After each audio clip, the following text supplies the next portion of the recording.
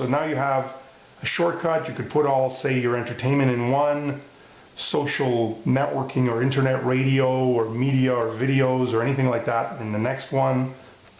Say productivity tools, or the main stuff you usually go to in the central one, because that's always the one that comes up first. And then you'll notice the one right to the right of that has the media player up at the top. You can turn on and off the wireless. So if you're, I don't know, if you're going to a hospital setting, say, and you have to turn off the wireless, you can simply turn it off and the wireless goes off, turn it back on, wireless comes back up eventually. Let me try that again. Sometimes it's a little bit tricky. And this is what I was saying about the touch. There we go, it came up. And eventually the icon will show up as well. And some of these other, this is to switch between the two USB ports, whether they are host or using it as connecting the Android over to the computer.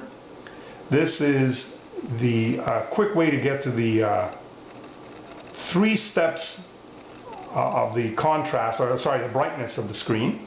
Okay, I always tend to keep it at the lowest setting. What else were we looking at?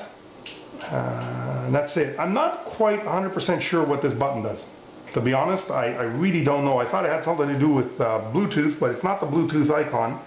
And I really at this point don't remember what that icon is. Maybe if one of my viewers sees it and says, oh, I know what that is, just please leave your comments down in the section below. It would be much appreciated.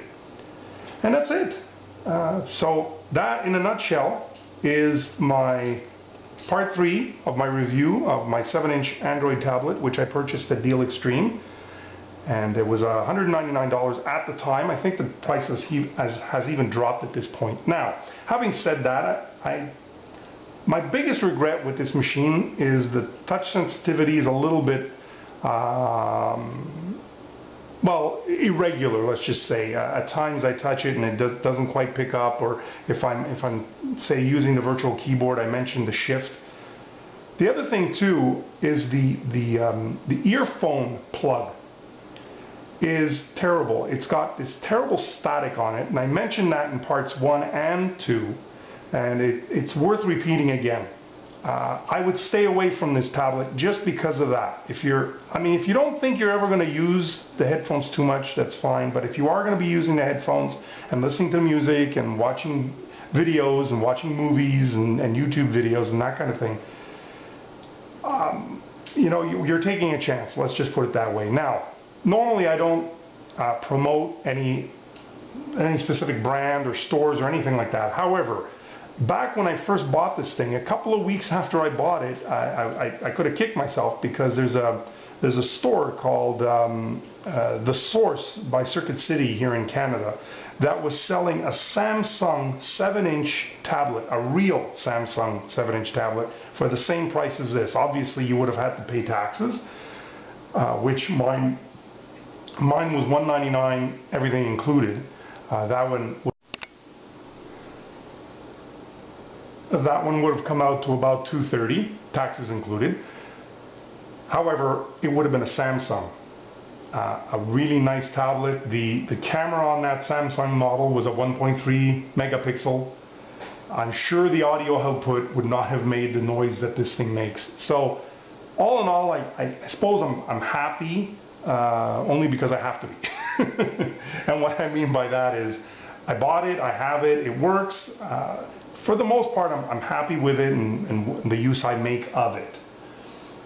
Part 4, we'll look at the USB connection and the USB hosting for things like if you wanted to bring this along with your digital camera, say on vacation, and you wanted to offload your digital camera pictures onto the unit to look at them in your hotel room at the end of the day. We'll look at that. We'll look at the performance. You'll see it's rather lacking.